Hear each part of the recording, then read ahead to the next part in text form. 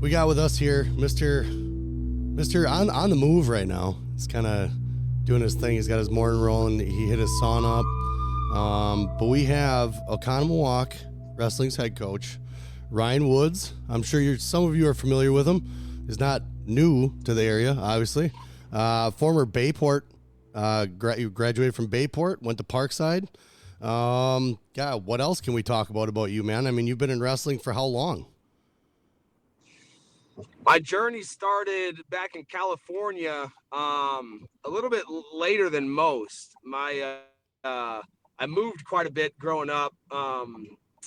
Moved to California when I was in, I think it was 5th or 6th grade. Okay. 6th grade, and was a new kid on the block, and had moved there from Colorado, and wow. My mom basically, yeah. Well, I was born in Ohio. Okay. I've lived in Kentucky, Tennessee, Colorado, Mississippi, Virginia, California, and Wisconsin. Military? Well, yeah, so I don't know my biological father. Okay. I think I might have met him once. There's been a couple different men in my life over the years, and they were military. Sure. So bounced around quite a bit due to that, but yeah. 6th grade, California, San Diego. Wow.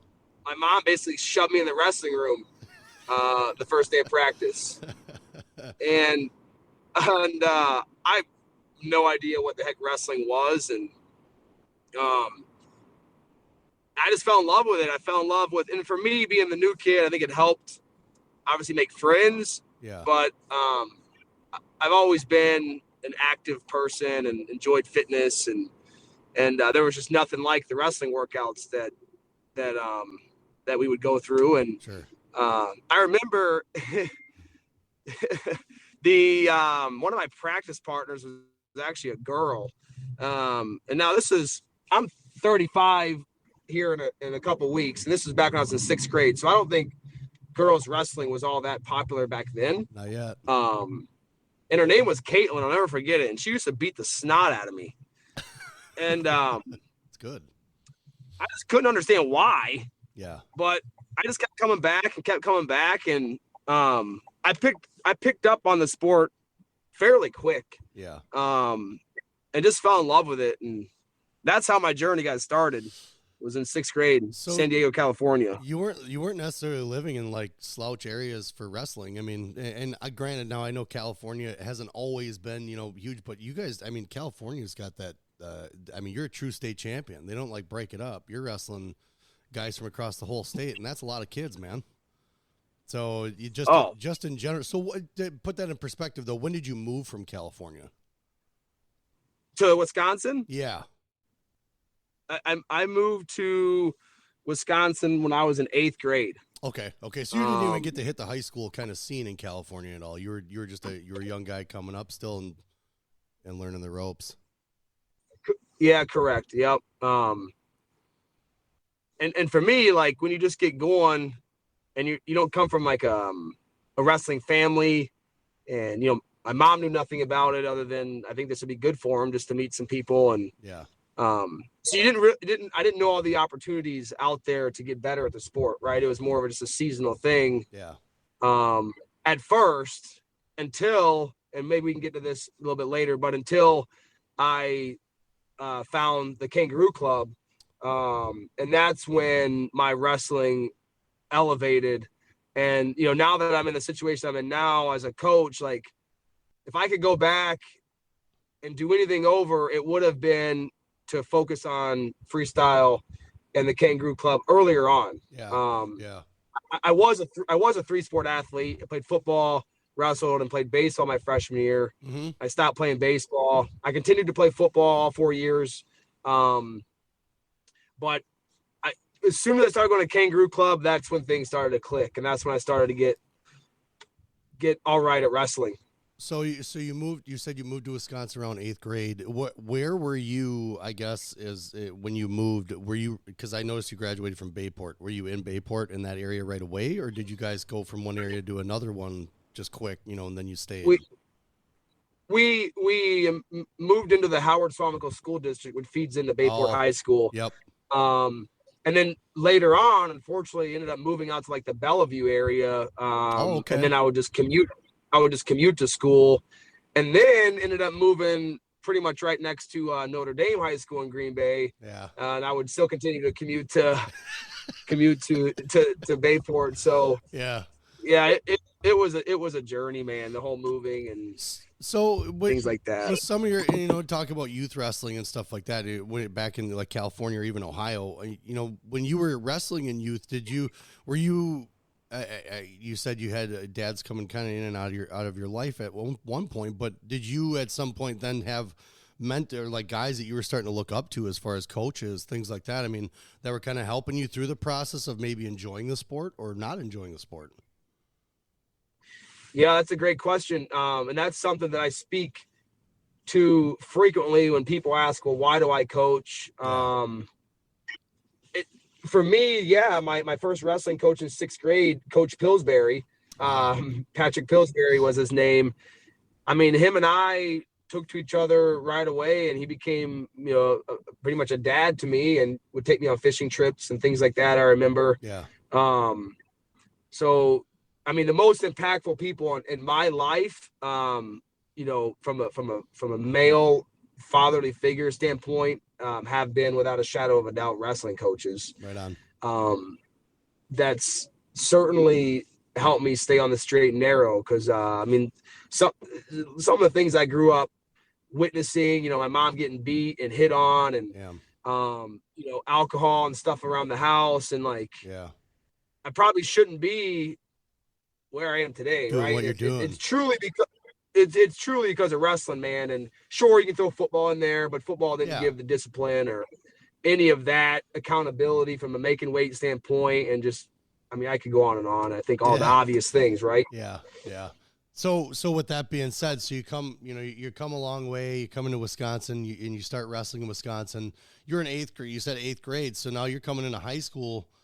Well, how big was that? A big test? Were you high school ready as an 8th grader coming into freshman year, or were you tested? No, I don't think I was ready. I mean, Bayport, at the time when I was coming into high school, had a pretty solid program. Yeah. So I think my freshman year, I was for sure on JV my entire freshman year. Sophomore year, started to kind of move into that varsity role. Still didn't have a whole lot of success, but yeah, I mean, I wasn't. My wrestling journey just got started later than most nowadays. Sure, yeah. And that's the case with most guys our age, anyways. Yeah, but once. So I qualified for state my junior year. Okay. And going into my junior year, that's when that spring after my sophomore year, when I really started to peak and elevate my wrestling. And I remember there was a dad from Bayport whose son had just graduated like the year before, and he had come to the sectional that year, my sophomore year, and he said to me, and I always remember this, he said, "Man, the sky's the limit for you." Mm-hmm. And I kind of sat there, I was like, well, what the heck does that mean? I might ask somebody else. So the spring of my sophomore year is when I started going to Kangaroo Club, and Cleaver up there running it. And I mean, some of the kids that we had up there towing the line and beating the snot of each other. I mean, that was a whole different way of wrestling. And that changed everything. I mean, qualified for state my junior year. I lost in the blood round. My senior year, I was a state runner-up, and the kid I lost to in the finals, I beat at the Battle on the Bay tournament, which we just got done competing at yesterday. Yeah, he did. So, I mean, to anyone listening, kids, parents, get your kids in wrestling in the off season. Yeah, because it makes a difference. And nowadays, I mean, off season. I mean, when I say off season, I mean not the competitive WIAA season, right? Like. If you want to be good at this, there really is no off season. Yeah, there isn't, man. There really is. And that, I mean, just to kind of add to your point a little bit more, I mean, before we really started putting Liam into, like, we did freestyle Greco as soon as we thought he was ready. Not every kid's ready to just kind of hop onto the freestyle Greco scene, but When we put him into it, we were like, well, here it goes. We'll see how this works out, because we knew what he wanted to do in the first place. We knew he wanted to wrestle, Yep. and like you said, if you want to be good, you got to wrestle all year round, man. Especially now, the kids are just insane, and you just discovered that in one of the freshmen you just got. Yes. And that's a testament to a kid and a family who have devoted many dollars, many hours, Yeah, to this, you know, to perfect his craft. And I'm sure we'll get into that a little bit later, but that's obviously a special situation. Totally.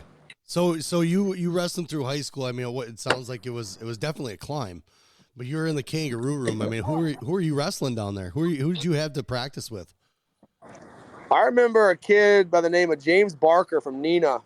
And I used to always go at it, and like Brian Barbew from Luxembourg Casco was always up there, and man, there were just some hammers in that room. And yeah, James Barker was a stud. I think Dennis Ruckelberg was up there from Luxembourg Casco. Yeah. More will probably come to me soon, but yeah. I'm gonna out coach. He's getting gas right now, so it's kind of funny watching him putting gas. I'm gonna let everybody know what you're doing. That's fine.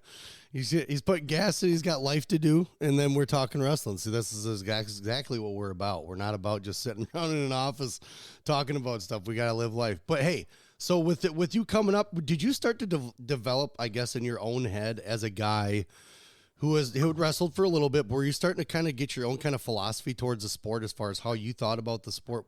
When did you notice that kind of change in your, I guess, in your demeanor, or how you thought about wrestling? Like when did you notice in your brain that you really started to have, this is it, like, I got to do this. I have to, like, when the change was when you weren't talking to friends as much, you didn't have girlfriends or something.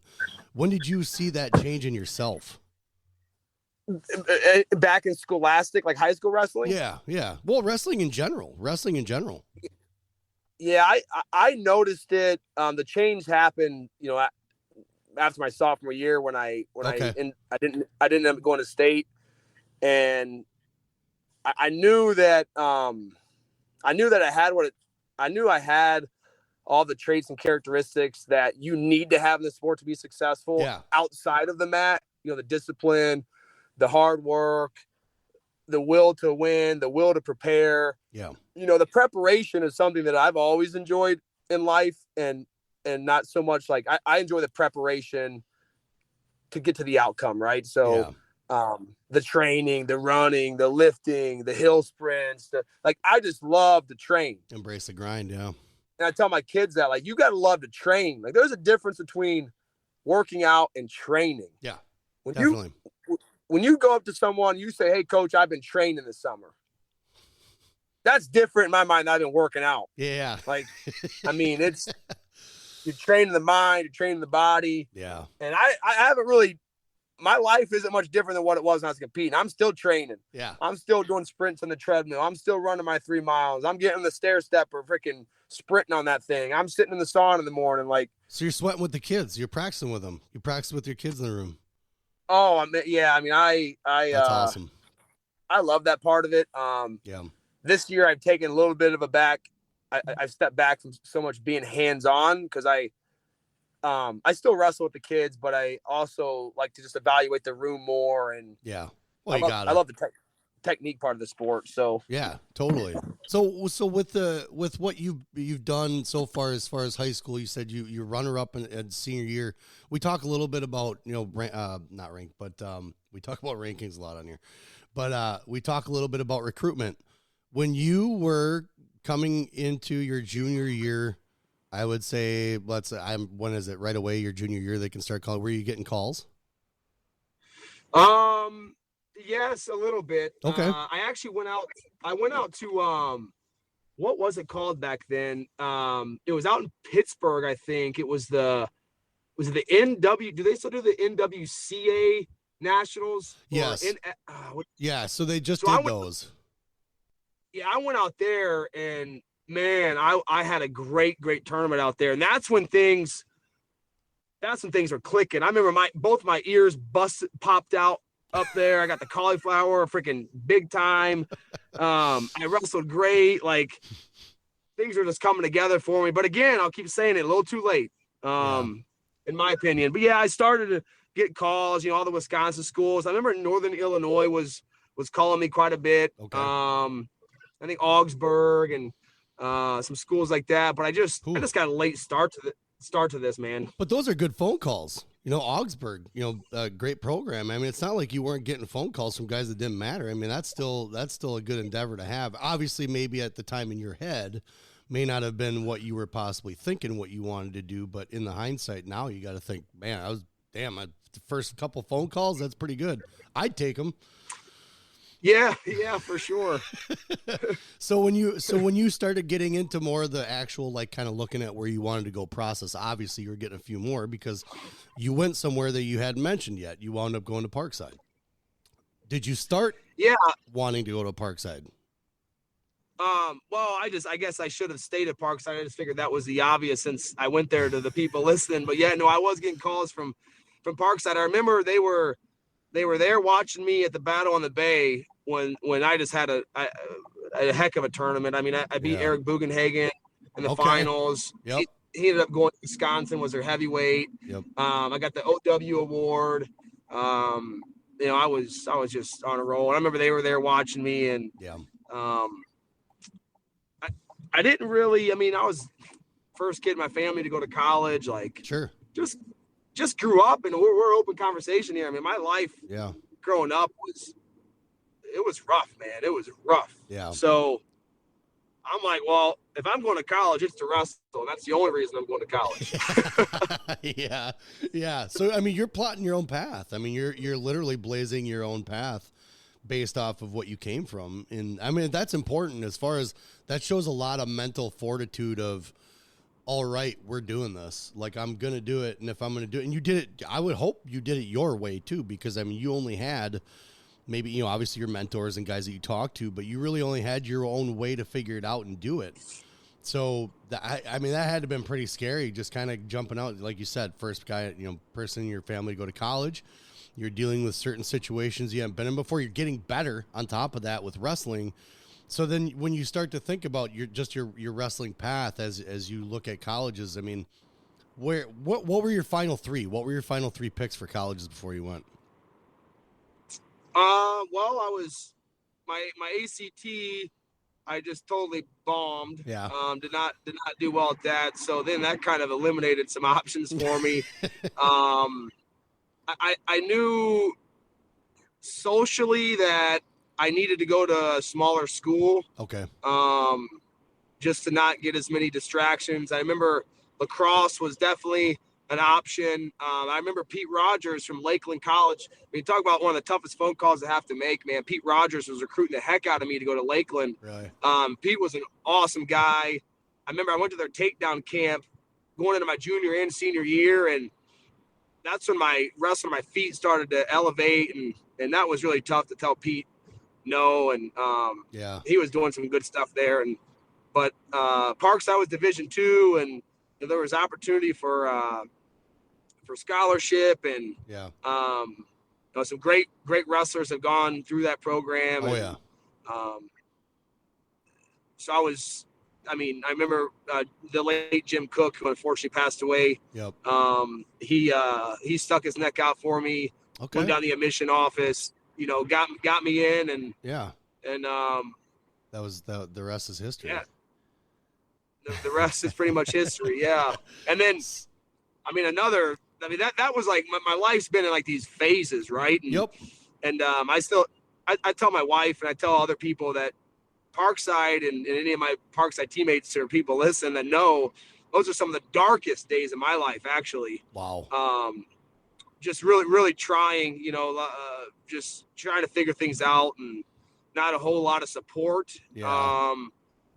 Outside of, teammates and things like that. But and that was your college years. I mean, that was my college years. Oof. And I just didn't have it, I just didn't really have it together. And that's why I tell these kids that I coach now, the ones when I look up in the stands, I see mom and dad there consistently every single meet, every single weekend, got that support. And It's like, hey, don't take this for granted. This is something that is going to help you later on in life. And Yeah, for sure.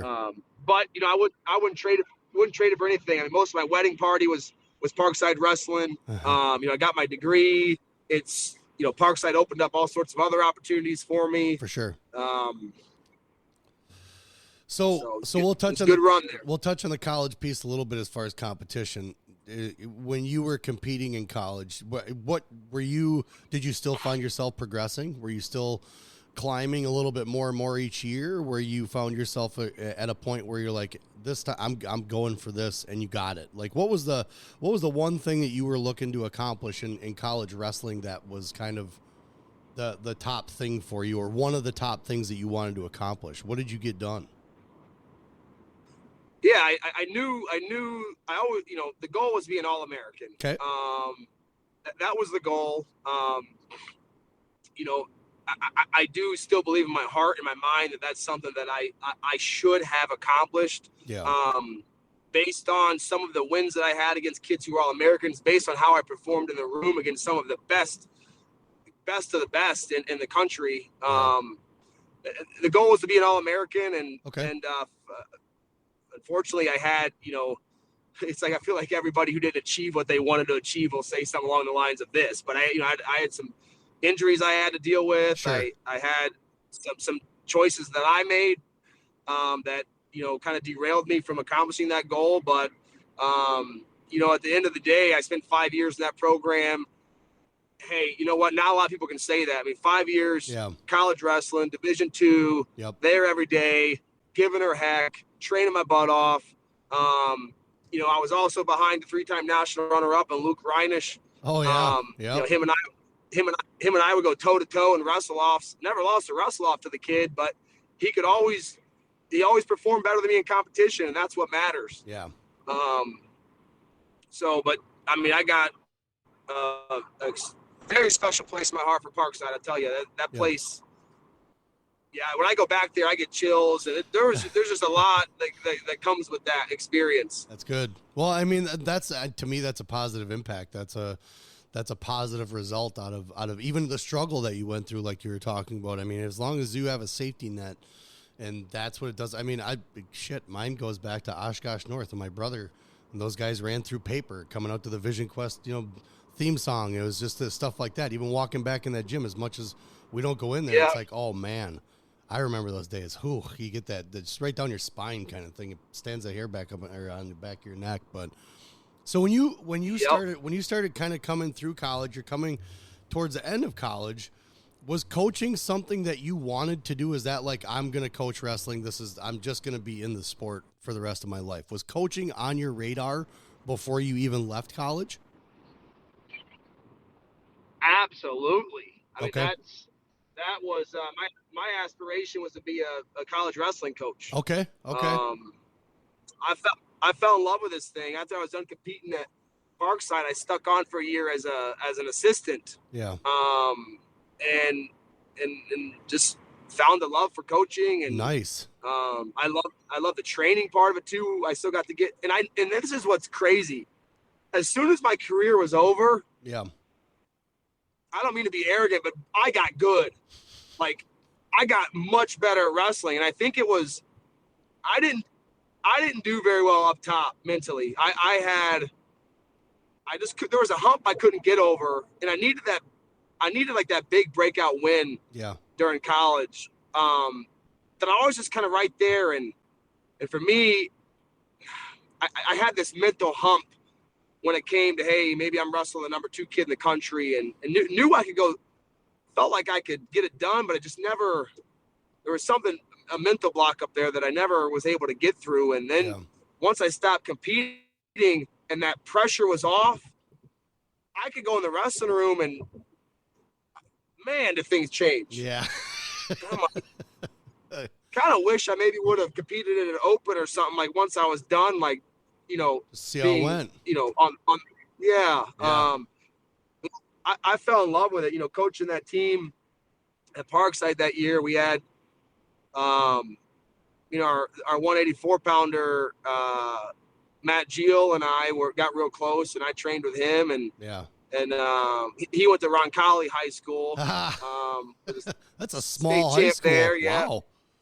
Yeah, he was in the Luxembourg-Casco area, and then they moved. But I think he was a 3-time All-American at Parkside, and Parkside has some studs. So, yes, to answer your question, I mean, I wanted to coach wrestling. Yeah. So you talk about, like especially, that standout match, or even the things that you had that you were looking to try, and then you noticed that your wrestling elevated. When you noticed that, I mean, did you put yourself in a competition afterwards? Or were you done? Like when you said you were done with wrestling as far as competition, were you done, or did you put yourself in something else later on just to kind of try it out? I did at 40, and it sucked. No, and that's always been a regret of mine. I try not to regret much, but yeah, I kind of always said, hey, I want to compete in the Parkside Open. Yeah. Before I turned 35. Well, Parkside Open's passed. I turned 35 December 19th, and yeah. I never like said to myself. I just remember when we got back from regionals my senior year. It was out in South Dakota. Okay. North Dakota. One of the two. Yeah. I just remember like when I didn't qualify, and God darn it, I freaking should have too. And yeah, I didn't qualify. And I'll never forget that feeling when that bus got back real early that morning, and I got off the bus and I was standing in the Parkside parking lot. I was so depressed and empty. It was scary. It was really scary. I was like, this is over. Yeah. Like it's over. Like I've lived my life.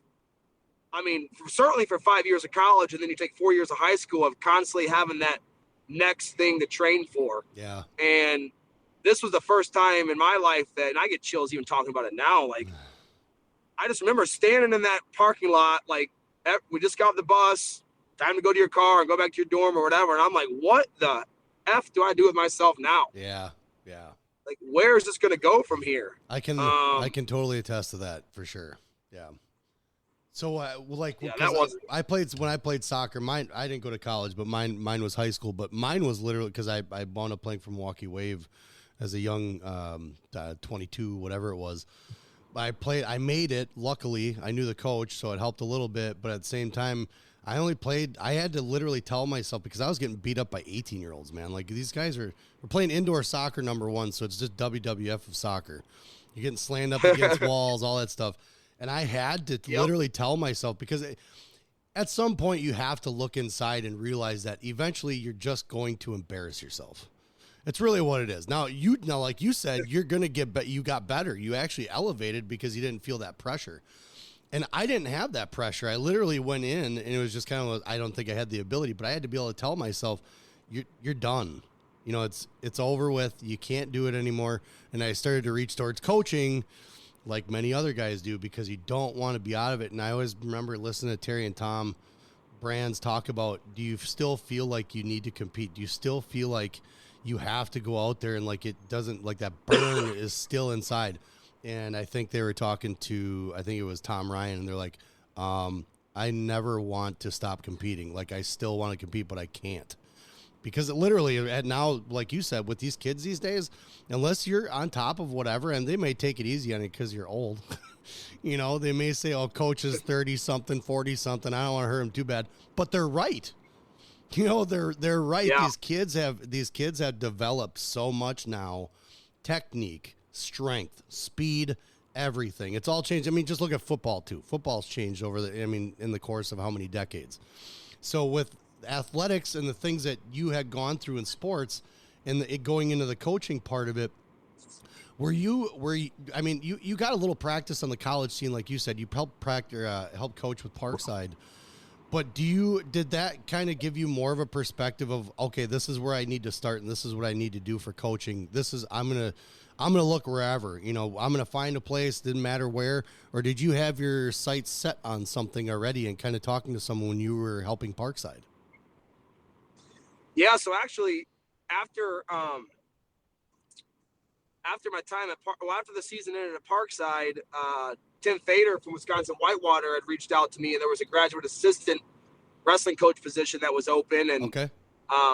So that's where I went next. As I packed up everything at Parkside, which was also tough to do, and never forget my buddies dropped me off at my apartment in Whitewater, and then I went to Whitewater to be a graduate assistant wrestling coach, and so I was going to school to get my master's. I was coaching the team, and I was learning the ropes of being a coach, right? Like expense reports, budgeting, travel plans, the nitty-gritty, academic study tables, practice plans. And then and Fader expected his assistants to be practice partners. So, I'm in there just grinding it out with some studs.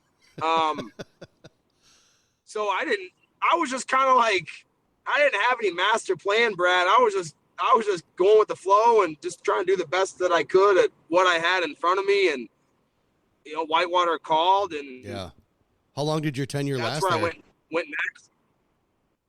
So, great question. So after my first year coaching, we took third in the country. I mean, we had a heck of a team. Wow. And at the end of the day, I was broke as a joke, man. I was on this is D3 now, so I'm on a measly. I'm paying for my own school. Keep in mind. Wow. Or at the time my loans were. So you got to work, and I'm on a measly $5,000 stipend. Who? So I don't even know, Brad, how I made things work back then. I don't even know. Wow. I had rent. I don't know. I just don't know. Well, I can tell you this. I'm kind of like you with the background kind of thing, as far as like, with parents. I mean, you find a way. You literally, because you had to do that. You had to find a way on your own. You had to find a way because, no, as you said, you were the first one to go to school, college. So you literally had to figure out how to get there and then how to get through stuff. So, I mean, I think it's a test to like maybe even the past that you've had. It strengthened your brain of, it doesn't matter what I'm going to do. I don't care if I'm over here emptying garbages at a gas station. I got to pay something. I got to get it done. A lot of kids come through now that don't, and I'm sure you see it on a daily basis just at a tournament. Kids don't have to worry about a whole lot. There are kids who are disadvantaged. I'm not saying that there aren't any, but there are a lot of kids now because, I'll say it out loud, today's society is soft. We're soft. Yeah, entitled. You're correct, and we're giving kids a lot. And some of the kids are earning it, so there are parents who are out there who do that, but you're dealing with parents who feel like, well, I had to work so hard for this, and I don't want my kids to. That's the wrong attitude to have. So I think it's an attest to you in the past that you had, because you had to figure things out. I had to figure. Like right now, I'd be lucky to talk to my parents at all. So we've had to figure stuff out. You have to use your brain and you have to use your heart. It takes a lot, because you're putting everything you had into this one thing, and you hadn't stopped and you wanted to keep it. And I think it's just an attest to you. So when you are trying to, I mean, you're scraping to pay bills. You got this job. You love the job, but maybe it's just the demographics and things like that don't work out. I mean, was it 2-3 years there? Yeah, so and just go back to your comment real quick on kind of having no other choice but to find a way. So I feel like I've lived and currently live my life in more of a survival mode type of mindset. Yeah. You're an animal out in the wild, right? And you just got to make it work. Yep. You got to survive, and that's kind of how it's been. Like, I've always worked. I've always had a job. And then, it's funny. My wife and I I could be kind of a selfish person, right? And now this is on a public platform here. Same here. But I will say, and I tell her this, I've had to be independent my whole life. Yep. And I've done things on my own, and I've made choices on my own, and I've figured out my finances on my own, and interest rates on credit cards, and maybe a vehicle. I've just figured it out, right? Yeah. Yep. So I've always just kind of naturally made decisions on my own. I've kind of marched to the beat of my own drum. That's just kind of the way that I that's what I know. Right. So sometimes nowadays I'll make a decision and kind of just go. Yeah. Yeah. It's not selfish. It's not selfish in a bad form though. Like Right. I don't have but so yeah, I was at Whitewater for a year. Yep. And then after the season was over, we had a volunteer coach who came down to help out with the team a couple days a week. Yeah. He went to lacrosse, many years before that. And we're at the spring banquet, right? Yep. We're wrapping up the banquet. Him and I are at the bar having a beverage, and I'm like, "Hey, man, is there anything I can do at your office?" So he owns an insurance agency, right? Oh, right on, yeah. This is back in 2013. Okay. Anything I can do at your office to make some money? I'm on this $5,000 stipend, and if my math is correct, I think that's around $500 a month, right? Yes. Yep. Okay. Well, my rent was $500 a month, and I don't remember how I made this work. So I think there were some camps that I worked and clinics and stuff like that to make some money. Yeah. So I say to this guy, I'm like, "Hey, man, is there anything I do at your office to make some money?" Yeah. Well, why don't you come in and do some cold calling, and I'll pay you X amount per hour, and if you set an appointment, I'll give you 20 points or something. All right, sounds good. So I remember commuting from, what the fuck? I remember that's what I was thinking. What the fuck? Oh, yeah. I'm like, there's a local Walmart at Whitewater. Why didn't I just walk down there and ask if they had a job? Cold calls, dude. I'd rather change garbage bags. Holy cow. Yeah. So, my goodness, this is great. So, and I was so pumped to get on this call. So, anyways, yeah. I'm parked now. Now I'm in the saddle. Yeah, good. So he's like, "Yeah, why don't you come in the office and make some calls for me?" Now I was commuting from Whitewater to Delafield. Okay. Yep. I'm in this old beat up Jetta that I had the battery didn't work so well, so when I get out of the car, I'd have to pop the hood and take off the negative so it didn't drain. And I remember I'd always park super far away from people because I didn't want people to see me. Every time I had to pop the hood and undo the battery so it wouldn't drain it. That damn accessory mode, I tell you what, man, it'll kill everybody out there. So this was in the spring, right? And, yeah. And I was commuting there, making calls, just grinding it out, right, trying to make some money, and then all of a sudden, him and his partner approached me. His partner, his business partner. Yeah. And he's like, "Hey, man, we think you'd be really good at this. Like, we got a full-time job here for you." I'm like, "Oh, what does that look like?" He's like, we'll make you an offer, and I was like, "Well, shit, I got another year left of grad school," but this $5,000 stipend isn't getting it done. Ain't cutting it, bro. It's just not cutting it. Yeah. And this just candidly speaking, this offer that they gave me was about $30,000 more than my $5,000 stipend. How do you say no, right? I'm like, okay, 35 grand a year, whatever, sell some insurance. Yeah. Sounds good. Sounds great. So I had to make the hard decision to stop going to grad school. And remember, that was really hard, but I was at a point in my life, I'm like, I was already going into debt. Like, I didn't have any health insurance in college. Still don't understand how I was even able to compete, to be honest with you. But so, okay, I didn't have any health insurance. So here's my question then, because this is how little I know actually about college athletics in general. When you're hurt, okay, when you get injured in a college sport, obviously you still have to make doctor's appointments and stuff like that over that. Is there any kind of help school wise that kids get when you get hurt?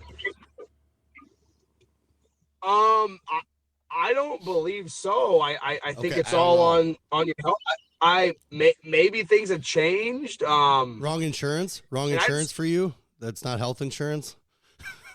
Yeah, right. No, I don't deal with. Well, I mean, that's employee benefit health insurance. I don't really deal with that as much. Right. I'm more in the business insurance side. So your workers' comp, your general liability, your vehicles, property, blah blah blah. Yeah. So yeah, I don't even know, because I remember we'd have to show like proof of insurance to the school, and I didn't have any, and I don't know. So anyways, Yeah. I tore my MCL. I tore my MCL in college. At least on 2 occasions, I had the popular laceration on your upper brow, your orbital bone, or orbital is below, but up top. Go get stitches for those. Well, those medical bills roll in, right? Yeah. Nothing. I wasn't paying these things. I didn't either. I wasn't. I didn't have the money. So So I'm like, okay, well, I just need to start working and need to start chipping away at some of this stuff. And wrestling's always going to be there, right? And so I January 1, 2014 was my first day, pretty much January 2nd, whatever, out in the field selling. And I was going Monday through Thursday, man. I was going business to business. I had this software on my computer in my car called Streets and Trips. Yeah. Streets and Maps or something. I got to go business to business. I'm stopping in the auto repair body shops, asking for the business owner, shaking their hand, giving a business card. Hey, looking to see if there's an opportunity to quote your insurance, give you an alternative, opinion, a second opinion, whatever. And didn't know what the heck I was doing. And you're attacking shit though. And I remember I still would go to Whitewater after work. I was still living there, and I'd train and stuff, and I'd train with the guys and wrestle. I wasn't as engaged because I had to really give my everything to this new career. And you had to work, And I kind of got away from wrestling for a little bit. And then I moved to Oconomowoc in 2015. Oh boy. I met my wife at Whitewater. After she had graduated, we moved to Oconomowoc. I started to get back into things, right? I was coaching the Oconomowoc Youth Wrestling Club. Oh, nice. I was helping out Ben Askren at AWA. Okay. I was starting to get back into it. I don't know what question you asked me to go on that tangent, but I hope I answered it. No, because I think we were just kind of talking about as far as what you were kind of getting into as far as what your thoughts were as far as getting into coaching, because you obviously you got a job first, you had to work, you had to make money, and you ran into the same situation I did. Like, I wasn't taught about finances and stuff like that. Like, I had to learn the hard way. I got a checkbook when I was 18, and I moved out of my parents' house when I was 17 because it just was not good. But I didn't know how to balance a checkbook. I thought literally I wrote checks because I had checks. I had money, right? So that means you have money when you have paper checks. So I was driving a piece of shit Ford Mustang, 1982 Ford Mustang with T-tops and a hatchback. It was the sweetest car I ever had in my life. And the front seat was busted so you could recline in it, kind of, because a fat guy owned it before. I'm not talking unhealthy, unfat. I'm talking a fat guy that was like 6'5". He was a huge dude. He had to take T-tops off to sit in the car. Had to have been. But I had to fix that thing. And every time I had to fix it, I wrote a check. Was it like 3 months later, I go into Fleet Farm and they're like, we can't take your checks anymore. I'm like, what are you talking about? I was like, I've been here how many times? You guys don't like my money anymore? And they're like, you don't have money. And I'm like, what the fuck do you mean I don't have money? So then I go to don't got money. Yeah, right. They're like, yeah, you're overdrawn by like $500. I'm like, shut up. That's wrong. So no, I could totally attest. I mean, hey, you got shit you got to catch up to now. You got bills you got to pay. So you got this job. Were you killing it? Were you doing good right away? Was it like, I mean, the move to Oconomowoc happened, but did that job and the work you were putting in help you afford that move? Yeah, man. Back to survival mode. Mm-hmm. Like it wasn't that I had, and us people in the insurance business and sales, we make fun of this. Nobody chooses insurance. You fall into it. Yep. For the most part, unless you're a silver spooner or your dad owned an agency, whatever. No one's like, hey, I want to sell insurance when I grow up. Like, that just doesn't happen, man. Right. So back to survival mode. Yeah. Look here. Here was the quota. Here was how many stops I had to make, how many calls I had to make. I just knew I had to do it. Yeah, do it. Yeah. I was on a 2-year base salary. My 3rd year, that base dropped, and I started getting commissions and stuff. And just by sheer hard work, things started to change, from a financial standpoint. Yeah. Not that I ever had any sort of ambitions I don't ever wake up and go, I want to be rich, or I want to own this, or I want to move on. That doesn't motivate me. Nothing, just taking care of my family and stuff motivates me. But I'm of the mindset, like, if I get up and I work hard, things are just going to kind of take care of themselves. They do. Right? They do. Yep. I agree. I didn't come from money. I mean, we were darn near poor. I'm going to high school. My mom's working at Cold Stone Creamery. I'm helping deliver the paper with her at 2 or 3 in the morning, whatever it was, like throwing papers. Wow. Like, people don't know who Ryan Woods is, most people. Yep. And that'll get me down another tangent of perception, right? People who judge people and see me at tournaments, and I get all amped up and I'm super passionate, and Yep. people don't know me. They just don't know me. Yep. That's all right. And you know, people always have a way to go about, you know, judging people and whatever else. But so it's funny you mention that. You know, sometimes there are conceptions. I mean, I'll be honest. If I see a kid with 2 knee pads on and stuff like that at a wrestling tournament and walking around with all the newest stuff on and all that other shit, like I'm like, oh boy, here we go. Another kid that's being sold something that probably isn't what he needs to do, kind of thing, because it does fall on the parents. It really does fall on the parents as far as how they see other people, and then the kids actually start to grab onto that. So perception is a big thing when it comes to, I think in this sport, when it comes to arrogance or cockiness and all that other stuff. I mean, you have to understand at some point, and not you, but just the general public has to understand at some point that, especially in the heat of things, like if after a big match or even after a little match that was big for a little guy, you know, a guy that's just coming up, when you're fired up, you're fired up. Like, you're not thinking about who you're talking to, what you're talking about. You're just fired up. You respond, and that's what happens. I get it all the time, man. I've been coaching Liam since he was 4 years old, and I still have a stare before he goes and competes. You know, like, I don't make eye contact with people. I don't like, everybody's like, hi, how's he doing? Good. It's fine. It's good.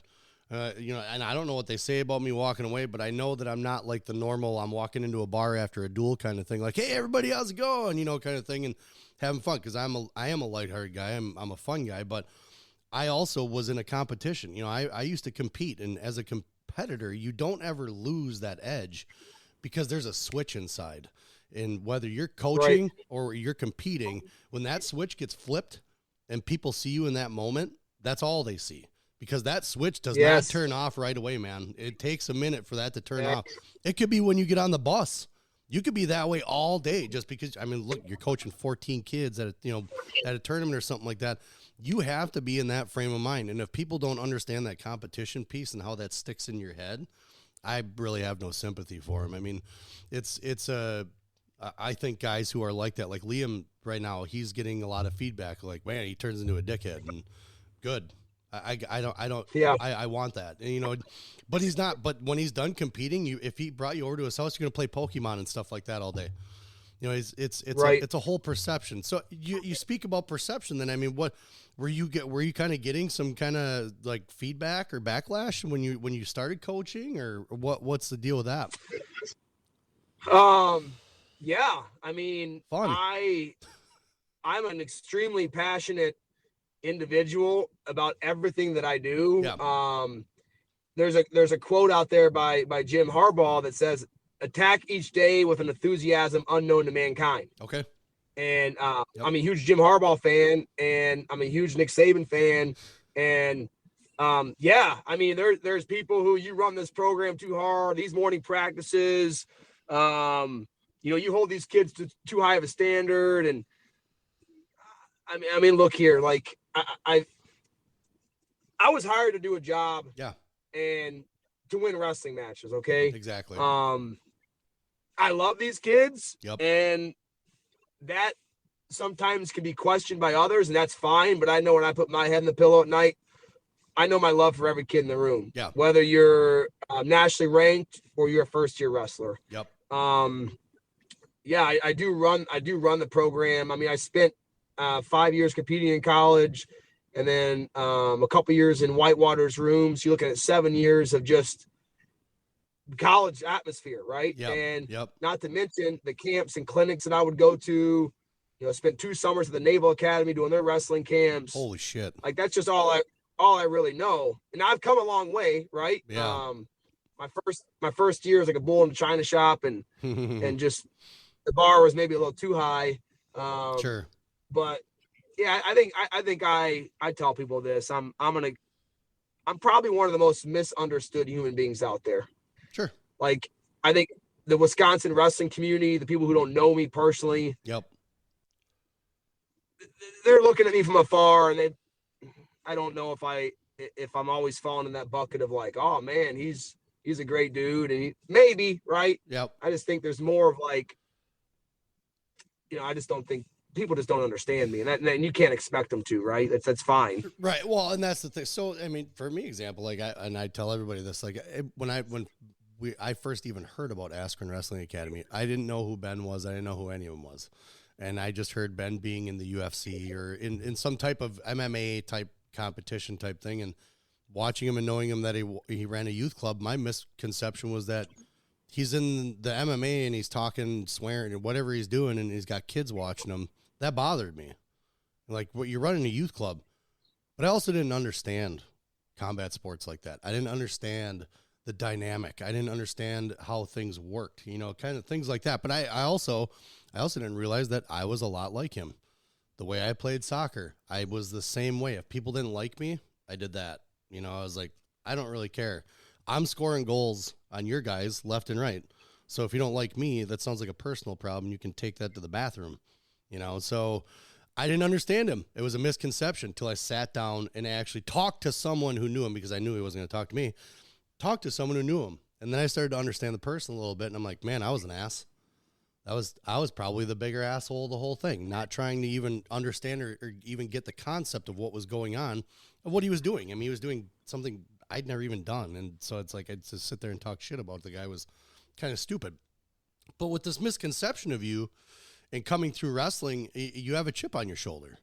You have a point to prove, and I did, that's kind of how I was with knowing that what you're doing is right. And that you have the intentions that are correct.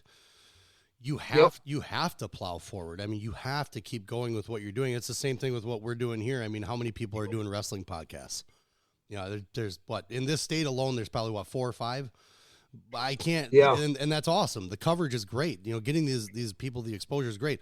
Am I going to sit by and wonder what everybody else is doing and have a grudge about whatever else is going on? You can't. You have to let things kind of go and keep that tunnel vision on whatever you're doing.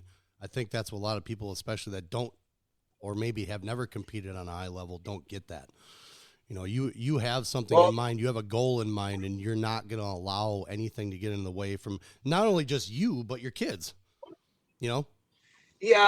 I start every parent meeting with this. And again, I'm a very candid person. Yeah. I will tell you if I don't like you, and I will tell you if I got a problem with you. And there's a lot of people out there who just don't do that. Yeah. And I start my parent meeting with this. Look, there's going to be adversity this year. There's going to be peaks and valleys. Yep. Just know I have the best interest of your student athlete in my mind and heart always. Yep. Yep. It may not fit your agenda, and it may not align with what you feel the best interest is, but I'm just telling you, I have the best interest of your student athlete in my mind and heart always. And parents just look at me like, oh. And you're asking that's for exactly trust. how I say it. Yeah. Yep. And and on the same token, some kids in my program are going to benefit more so than others. Right. Yep. That's just how this, I have a very, in my program, I've got a, earning it is, we talk a lot about that. Okay. You earn a spot on the team. After that, you earn an opportunity to wrestle. Yeah. You earn it. You don't deserve it. Huge distinction between the two. Big time. And that's how I operate this thing. Like, you earn it. Yeah. You earn it. And you deserve what you earn. I mean, look, exactly. Yeah. Go work, go earn it. I mean, that's what I had to do in my life. And correct. I've also got a note to myself on my phone, and it says this: you can't control how other people receive your energy. Anything you do or say gets filtered through the lens of whatever personal shit they are going through at the moment. Correct. Which is not about you. Just keep doing your thing with as much integrity and love as possible. Yep. And I look at this frequently. I got to remind myself of it, because I tell you what, man, I view coaching, it's very similar to a politician, right? Mm-hmm. Liked by many, hated by many. Yeah. And that's just the way it's going to be. And I've come to peace with that. And I understand that some people just aren't going to like me, but I chose to put myself in this situation. I chose to make myself vulnerable. I chose to put myself in this pedestal. Yeah. People, that's the thing. Parents don't think about that. Yeah. Like, this is my decision to do this. Yeah. Okay. Yep. So, yeah, you can tell I get a little passionate about that, because that's all right. it's all perception, man. I mean, perception is not reality, and I guess sometimes it might be. Yeah, but I don't. I think the results at the end, I think, kind of spell that out. You know, I mean, I think with someone who has intensity, knowledge, passion, and heart to do whatever it is they're doing, it's going to come out on the positive end, and people will wind up just being like, "Oh, now we see it. Okay, we get it." Right. Whereas maybe the people who, like you said, have that separate lens that, and maybe they don't know how it is to do the things or to compete the way that it takes to be able to win, or just have that mentality. Those people were like me, and sometimes they wise up and sometimes they don't, just because they're old people and they're stuck in their old ways, and that's just how they are. And those people I've really learned to let go of people. I've really learned to let go, and not even just the people, but the situations that they bring, because it does make things, number one, uncomfortable for other people around you. And that's the other thing, is just keeping that in perspective too. You have a team, you know, you have a goal in mind. You have I would call it a chip on your shoulder. I mean, that's what I would have. You know, you have a point to prove, and I think your kids will adopt that as well. And I think that'll push them, you know, to the next level kind of thing. So with that being said, now we roll into the whole high school coaching situation. What, besides you deserve what you earn, what is your philosophy as a coach now that you've been coaching for a little bit? So it's not like you don't know. What is your philosophy in your room as we speak as a coach, as far as how you feel your athletes should compete, practice, have a mindset, all that stuff? Because there's a lot. You know, there's a lot you got to juggle when you're not just dealing with 14 kids. I mean, what's your room with, like 40 kids, 35? No, we had about 30, okay, little over 30, and we've lost some this year. So now, sure. Unfortunately, we're down to like 27. Okay, that's not something I'm super thrilled about, but that's a whole nother conversation with, I think, just more of the community maybe that we're in Oconomowoc, and sure. And it's demographics play a lot into it. Yeah. We're navigating through some things, and I'll tell you, man, getting on the same page as this football program is, if that doesn't happen and we don't start getting more football players, I don't know where this program is going to go. Sure. We need football players. Okay, that's what it is, and football needs wrestlers. Yeah. Oh, dude, yeah. but as far as my philosophy, I mean, you know, Bruce Arians, the NFL football coach, coach them hard, hug them after. Okay. And that's how I operate. And, you know, everything starts with effort. Mm-hmm. Oh, effort and hard work. Yep. I mean, we've got 3 core values in our program. When I took the job, I was like, hey, let's implement core values. Yeah. Let's implement kind of a team mantra, right? So our core values are family, integrity, and grit. We don't deviate from those. Every decision we make as a staff revolves around those. And, yep. And then our team mantra is chasing excellence. And what chasing excellence means is no one's ever going to be excellent, but to chase it means to have ridiculous work ethic. Yep. Coupled with fanatical attention to detail while putting first things first. That's what chasing excellence means to us. Agreed. You know, at the end of the day, this may sound cliche, but I think my actions speak to this in our program. Yep. We want to put these kids out in the communities, and we want good quality, employable student athletes. That's what we want. Love it. And if you get through 4 years of my effing program, you're going to go out there and you're going to do something. Yeah. Because not many people are going to hold you to a standard that I hold you. And on that note, I've also noticed that some of the conflict maybe with families is that Coach Woods holds my kid to a higher standard than I hold my kid. So how these kids are confused. They're going, well, I got to wear my practice gear. I got to be on time. I got to make weight. Yeah. I got to wear dress clothes on the day of the meet. But when I go home, I can be late. I can swear. I can do. So I can't control what goes on at home, right? Nope, sure can. So there's that. And I think also what I've noticed by being a head coach is the tentacles, Brad, and the eyes that are on me and my staff. Yep. It's almost like people think that we can't make mistakes as people. Do you think anybody out there, a CEO of a company, a boss, they are all putting expectations out there, right, to hold people accountable. Do you think those same people haven't failed at some point in their life? Right. It's almost like these families and people think that we can't fail. We can't make a mistake. Well, you set this bar for these kids and you just messed up. No. I'm like, no, that's not how that works. So it's funny you mentioned that because, like kind of talking to Liam now and having his first kind of tournament and, with the team and ride on a bus and having schedules to follow and you have to be at a certain place at a certain time. I mean, he kind of knows where. So I guess I'll say that I'm more of a hammer when it comes to being just a dad, not coach, but just dad. I mean, that's where my wife came from. I mean, she came from an environment when I think she got into an argument with her mom. She said, I'm calling CPS, and she took the phone, she slammed it on the counter, and she goes, make a phone call. I need a vacation. So we came up pretty tough. My parents are basically the same way. My grandparents were the nice ones. You always wanted to go to grandpa and grandma's house. My parents you do this on time, you do this on time, and you just followed what they said. They didn't teach me a whole lot, but they taught me, follow what you're told, So obviously when you go home, these kids and the parents aren't doing anything to help. I tell Liam, look, what we do at home is what we do here. That'll always stay here. There are other people who have other standards and other homes, other places. You follow what they tell you to do. You are a child. I am an adult. They are an adult. If an adult that we are entrusting you with tells you what to do, you do what they tell you. That's it. Point blank. If you have a question or two, you can ask questions. There's nothing wrong with asking questions. But to completely have a kid so confused about which way to wind his ass or scratch his watch is pretty damn, I guess it speaks pretty loudly for just where parenting in general goes nowadays. Because we always talk about the kids, right? Because that's what we deal with. We're dealing with the kids. We see the kids. But where do the kids come from? They're a product of their environment. We just spoke about that, about us as far as how our brain works. You're a product of your environment. Ultimately, when it comes down to this, we really have to hope and pray that when these kids leave the home, that they figure that out.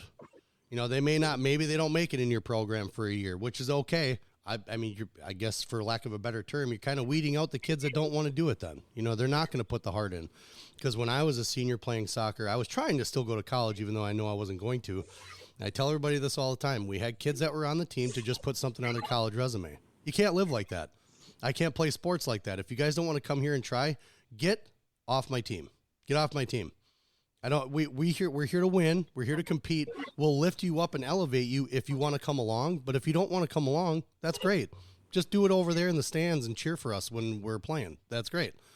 I think a lot of gets slipped up of what perceptions, again, as far as parenting goes and how hard you can or can't be on your kids. I mean, there's so much going on in social media that tells you that you shouldn't do this with your kids. You shouldn't do it. And people are afraid to make their own decisions because they're afraid of that outside window looking in and people judging them. So they want to do what everybody else is doing. You got to go against the norm, man. You got to go against the norm. You got to embrace it. Yeah. So that's very well said, man. Have you ever watched that video? I can send it to you after. Nick Saban's got a video out there standing in front of, I think it was right around spring football season. And he made a comment to all these people and said, my goal for spring practice or spring football, again, quote unquote, don't quote me, but the point that he said is, my goal is to get the right kids on the bus in the right seats and get the wrong kids off the bus. Yep. Now I can see a lot of parents going, well, that's messed up, but he's right. It's competition. Get the right kids on the bus, get them in the right seats, get them where they need to be, and the wrong kids, get them off the bus because they're just gonna wreak havoc on you as a coach, mentally, on the program, on everything. Yep, the whole thing. Yep. So, yeah, man. I mean, I've been in this high school thing 4 years now, and I gotta tell you, man, it is one of the hardest things I've ever done. I'm not kidding, dude. Don't envy you, man. Selling insurance is hard. Yeah. Calling, it's hard. Being a dad's hard. Being a husband.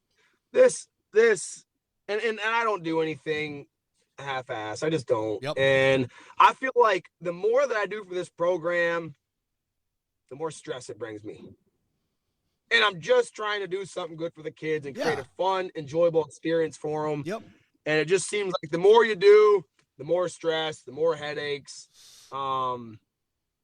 Gotta find that balance, right? Gotta find that balance, and maybe sometimes, hey, maybe sometimes if you maybe one more step isn't necessary, needed, or whatever it is. I guess that's for you to evaluate. But I mean, Yep. you have a strong program. I mean, if you've been there for 4 years, it's not to say that. I mean, it takes time. I'll point out Kyle Kluskins. You know, Nina. Dude's got so much energy, so much energy. It just wasn't the room for Liam, but that dude's got energy. If he were somewhere where I mean, like an Oconomowoc or something, he's building something. Now, I don't know if he's going to have the train of kids coming behind the guys that he's got now, but man, with that kind of energy, I don't know how a parent could go wrong with putting their kid in the room, right? We'd been around it for a little while, so we kind of changed things up and decided we had to go, just a different direction. But with that being said, I think he does a lot of things. He adds a lot to the program. He keeps building on it, and he gets buck back and stuff like that. But you guys are confident. As long as you're confident in what you're doing, he gives a shit what the rest are saying. I mean, you've seen results on a higher level. You've seen what it takes on a higher level too. So I mean, I guess hopefully you're not questioning yourself, because I definitely wouldn't want you to do that.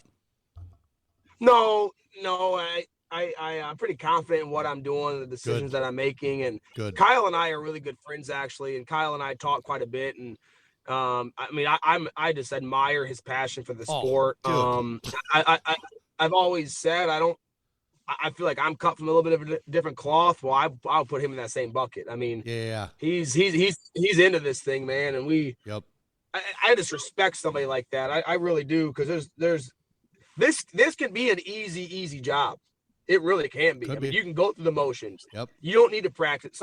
I mean, you don't got a practice plan. You don't got to fundraise. You don't got to, have team building events and team brunches and get-togethers and protein shakes after practice every now and then, and take these kids to do things, and food that we buy. You don't have to do all this stuff, right? Yeah. Yep. And for those people who don't, it's probably a pretty easy thing to do. Yep. You build a program. We don't. There's every practice in the 4 years I've been here have been planned. It's in file. I can go back and show you what the heck we did like a syllabus today 4 years ago. Yeah.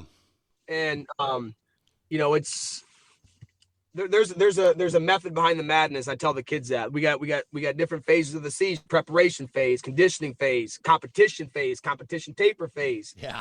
Like this isn't just, we don't throw a bunch of shit in the wall and go, hey, well, let's just see what happens here. Yeah. And I don't know how much you want to talk about the program. From a program standpoint, we can't stay healthy this year. Yeah. So very high expectations this year from a program standpoint, and it's frustrating because we just haven't been able to get through the injuries. Quentin Wolbert, our 3-time qualifier, 2-time placer, is yet to wrestle this year. We just got Jaden Yauk back this past weekend from an ankle injury. Okay. We're just beat up right now. We got to get healthy. Yeah. Well, you guys had it, and we'll talk about that, especially the program right now. And so you guys had the battle on the Bay. You had Kellen Wolbert, champ. How many? Just because I didn't study every single thing, but how many placers did you have at the tournament this past weekend? Yeah, we had Kellen Wolbert, champ. We had Brady Jensen, a 52-pounder, who took sixth. Okay. And then we had Jaden Yauk, who took fourth. Yep. And even during Saturday's tournament, my 45-pounder has some medical forfeit out of the tournament. My 60-pounder has some medical forfeit out of the tournament. My 82-pounder, who's a stud, he's on vacation. So it's like we can't catch a break, man. And I know how this goes. Everyone from the outside, Oconomowoc took 10th.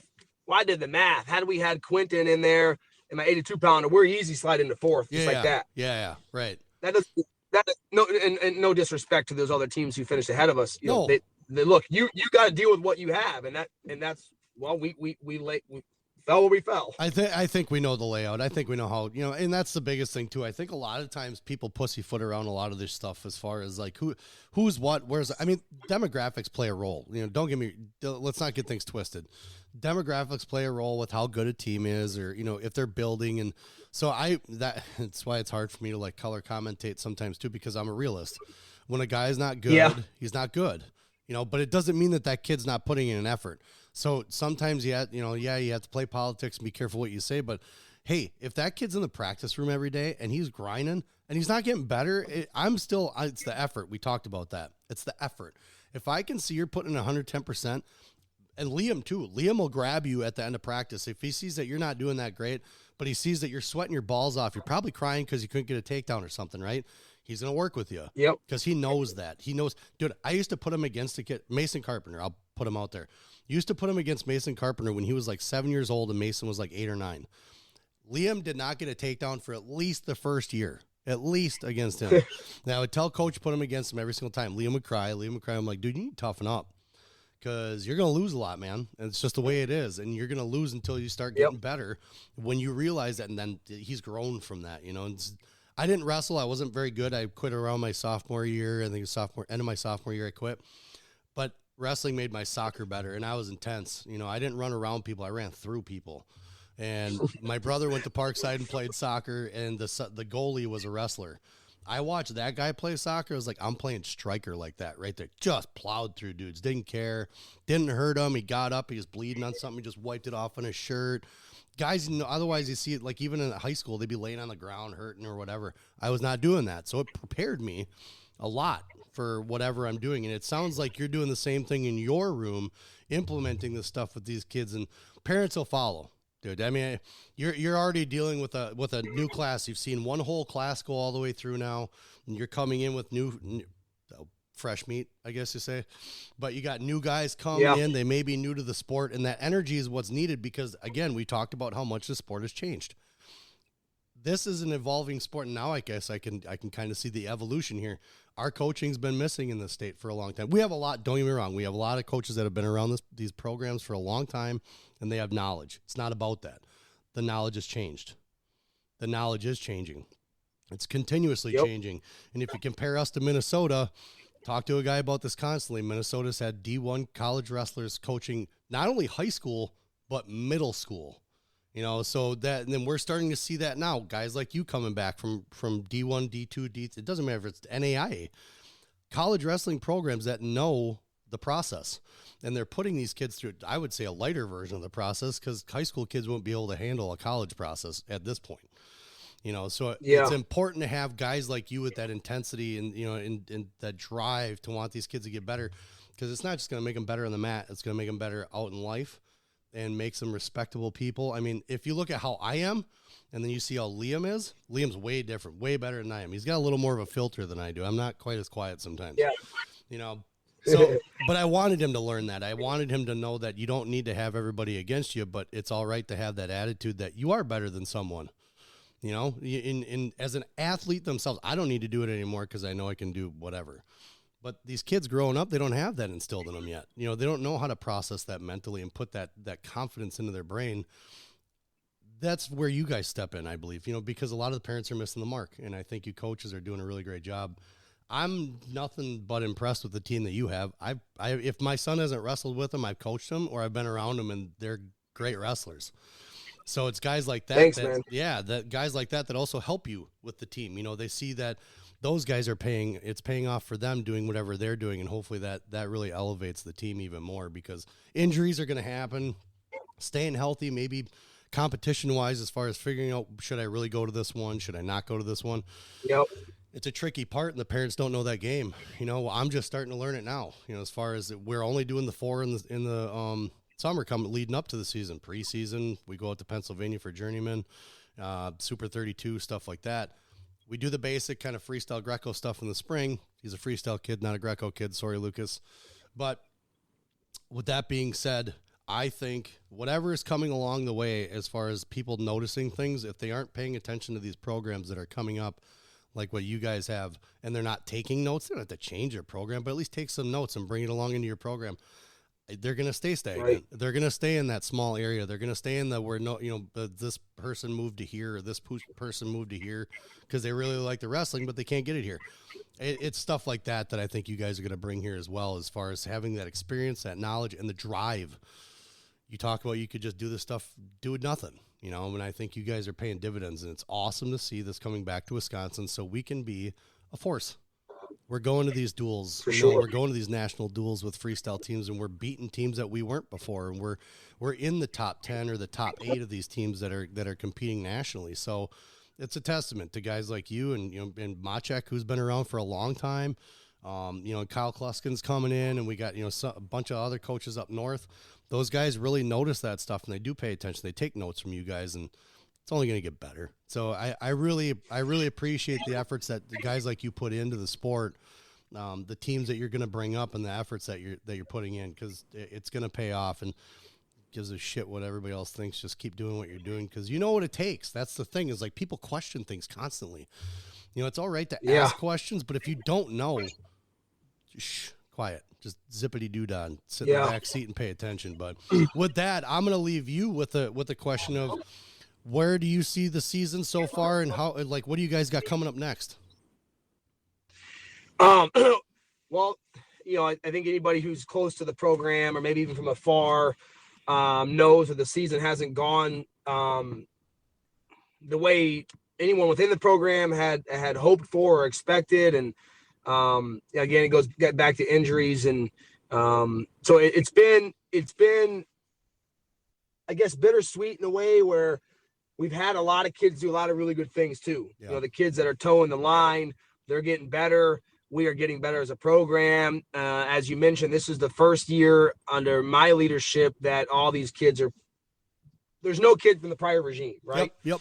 So the culture has finally been set, in my opinion. Good. And the kids understand the expectations. I can't wait to get this team healthy. Once we are healthy and we get all the kids down to their weights, I truly believe we're a top 10 team in the state. We will be competing on. I believe we will be competing on a team sectional Tuesday. Okay. We're going to have Arrowhead in our team sectional, and they got a great team. We'll probably cross over and wrestle, Germantown to get to that Arrowhead match.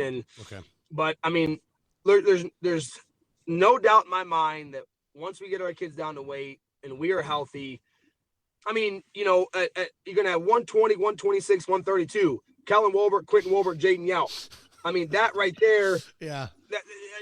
There's programs out there who would love to have that. And Murderers Row. Very fortunate to have the opportunity to coach. And that's just that. And the rest of our weights, we got some kids who've been in this program for 4 years. Yep. Pretty senior heavy. Many kids that I coach when they were in youth club, who things are starting to click for them now. Good. But I think every team has their part of the horse of their lineup. Yeah. And, somebody might be listening and go, well, coach didn't say my kid's name or my kid's name. The fact of the matter is Kellen, Quentin, and Jaden, that's the horse of the lineup right there. That's the core. And that's the core. And then we build off that core. And, we've got Muskego coming up this Thursday night. Okay. And Kettle Moraine and a try. And, Muskego kind of comes at a bad time again. We're a little bit beat up. Yeah. And then what's nice is, I took our Christmas tournament away this year. So varsity will not compete from December 15th until January 4th. Ooh. So okay. That'll be some good time off for them. We're going to the Cheesehead. So we'll use those couple weeks to really put this thing in the fifth gear and we'll give them some time off, and in the room, we're gonna do some things, and we're gonna start to elevate, the training, and start to get on the track and blow our lungs out a little bit. And good. I mean, I believe we are in really good shape right now, but we can take it up a notch. Okay. So I mean, here's the deal, and I think there was probably 3 matches on Saturday that the parents or other coaches of the kid could say, well, Coach Woods, like, had you not put me down, I would have won that match. And they very well could be true, but here's the deal. December wrestling, it don't mean a whole lot to me. No. From a result standpoint. Like, hey, we got to get better at going down. Yeah. And on bottom. And, hey, you're not very good at bottom. So, in a live competition, why in the heck would I not put you down? Yeah.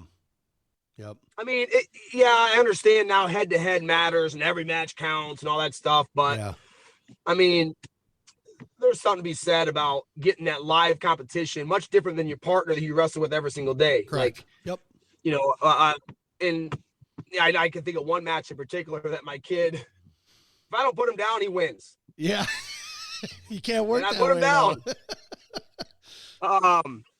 So, I'm still expecting great things from the team this year. I can't wait just to put it all together and get the final product out there. And if that's February 11th, the regional tournament, then it's February 11th, the regional tournament. Yeah. We talk a lot about February in the program as it is, and that's when things count. Mm-hmm. So it's funny you mentioned December. I was talking to Liam about that at the Husky invite. And even walking into that tournament, I was like, I'm not expecting anything. I just want 110% effort. Whatever happens at this point. It's the beginning of the season tournament, so just go out and have fun. Put 110% on the mat. He's got a point to prove. He's freshman, stuff like that, but he killed it. And I was like, hey, if that's the train, yeah, he did. Yeah, if that's a train you're on, buddy, then throw some more coal in it, because you keep that rolling through the whole season. And I think a lot of kids on the team were kind of, I can't speak for all of them. I think a few kids on the team were expecting more, but I looked at him too, and I was like, honestly, I wouldn't have even cut weight for this tournament. It's just that time of year. You know what I'm saying? Thinking about the stuff that we've been through the youth years, and listening to some of these other high school guys coming through, just thinking about it, I was like, it's you want to be solidified as a team, but it's like maybe you talk to coach and a couple of teammates and saying like, hey, I don't know if I want to like cut for this tournament necessarily, kind of thing. And nobody likes to have a teammate wrestling a teammate at a tournament, but it's like, oh God, and maybe someone will tell me that I don't know anything about coaching. That's fine. But I just told Liam, just wrestle. Just go out and put to work what you guys have been working on. If there's things that you guys are like highlighting in the room, show coach what you've been doing, so that way he can put stuff together. Just put on a show, so that way you're not for everybody, for your coach, so he can see where you're at and they can help you progress towards February, the time that matters, regional, sectional, stuff like that. Because kids are talking, and Liam's doing it too. It's kind of driving me nuts. I ask a little bit, but they're talking about weights. Who's going what? Who's going to do this? It's fucking December, dude. Like, for real? So drives me bonkers. Yeah. So we're on an hour and 20 minutes. I know you got work to do and you got shit to do. So I'm gonna leave you with the piece of, I hope to see you guys soon. I love the team makeup. I love your personality. I think you guys are grinding hard. I think it's gonna pay off, and hopefully you guys are able to kind of pull some of the injuries out. And we see a stellar ending to a season. We'll be watching. I mean, I think everybody is, and keep those guys grinding, man, and keep doing what you're doing. That's all I can tell you. But I'm gonna end it on that note with everybody. Coach Ryan Woods, everyone. I appreciate your time. I appreciate talking to you. I mean, it's a great story. It's great actually getting to know who you actually are on the side here, and being able to see what drives you. That's the biggest thing. And to me, that's what interests me in a coach, like Modcheck, stuff like that. So I appreciate your time. We'll probably talk for just a minute once I hang up on the people here. But everybody, it's Ryan Woods, head coach of Oconomowoc Wrestling. Pay attention, because they're worth watching, man.